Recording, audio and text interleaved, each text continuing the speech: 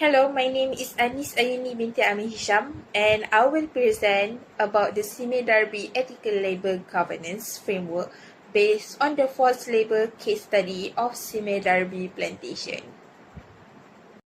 Sime Darby Plantation is one of the largest palm oil producers in the world, operating in many countries. The company plays an important role in the global palm oil supply chain but has faced ethical concerns, including forced labor allegations. For introduction, Sime Darby Plantation faced forced labor allegations. The issues included poor working conditions and worker exploitation. This created ethical and reputational problems for the organization.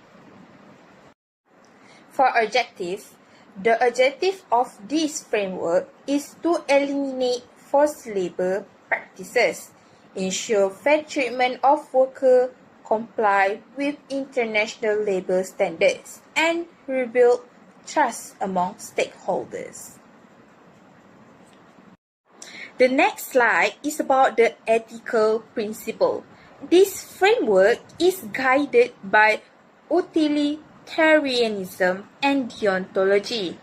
Utilitarianism focuses on improving overall welfare, while deontology emphasizes the duty to respect human rights, fairness, and dignity. For the framework component, the framework includes ethical leadership, clear communication of ethical values, stakeholder engagement, independent monitoring system, and the integration of CSR practices into daily operations. Next is about the policy. The company should implement a strict zero-tolerance policy towards forced labor. All suppliers and recruitment agencies must follow labor laws and ethical standards, and any violation will result in immediate action or termination of contracts. For the SOP, which has been the standard operating procedures, the company must regularly check worker conditions such as working hours, safety, and wages. Recruitment process must be verified to prevent exploitation. A safe complaint system must also be provided for workers to report issues, and immediate corrective action must be taken when problems are found. The next is decision model. Before making any decision, management should consider whether is it legal, fair to worker, and respectful of human rights. Any decision that does not meet this criteria should be rejected.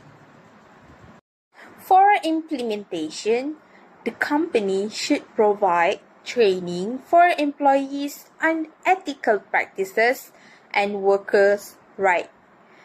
It should also collaborate with NGOs to improve transparency and monitoring. Managers must be given clear responsibility to act quickly when issues occur.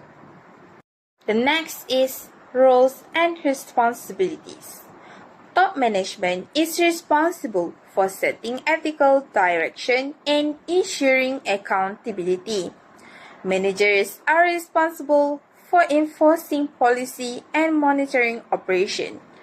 HR and compliance teams handle audits and worker complaints, while employees are expected to follow ethical rules and report misconduct.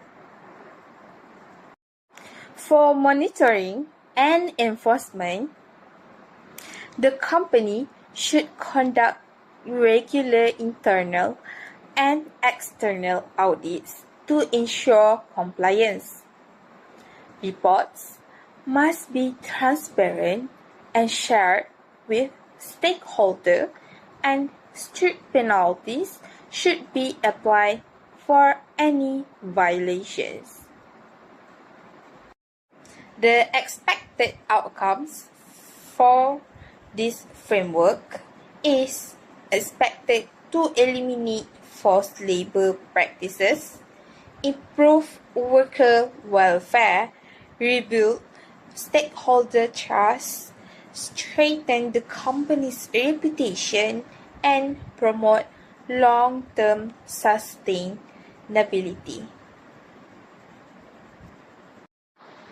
In conclusion, this ethical framework provides a structured solution to address forced labor issues at Sime Darby plantation and promotes responsible and ethical business practices. That's all from me. Thank you.